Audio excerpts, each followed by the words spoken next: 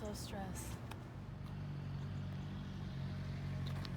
I'm so stressed. Well, everyone's just as stressed, so whatever. Whoa, what's wrong, Isabel? As a UCI student, I feel that we are more stressed out than the average person. I'm sorry you feel that way. I feel if we were to run a test, we wouldn't find a significant difference between a UCI student's stress level and an average person's stress level. Alright, well, maybe we should just run a test to see who's right and who's wrong. Fine, let statistics do the talking. Alright, so we gathered up data and we found out that the mean stress level of population is 50 for the average person. So we have 50 here for the average person. We have the standard deviation, which is 10. Alpha is 0.10, and it's a two-tailed test. And we gathered up a sample size of 4 UCI students. So here we have our first sample with a mean stress level of 54. We have the second one, which is 56, the third one, which is 62, and the fourth one is 56. So what we're going to do is add them all up so we could find the mean of these students.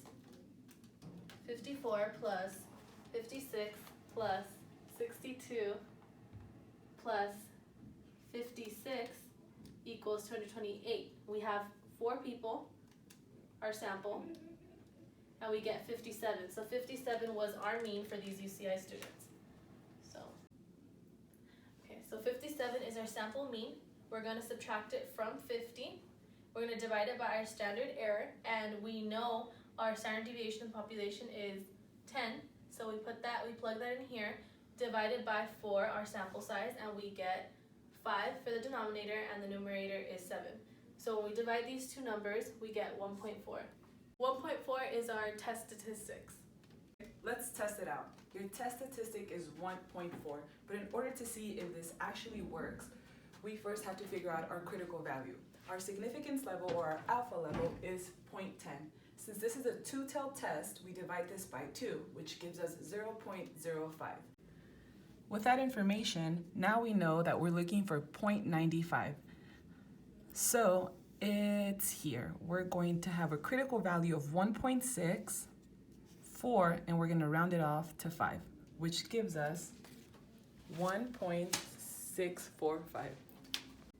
Wait a minute, I don't think I'm going to like where my test statistic will fall.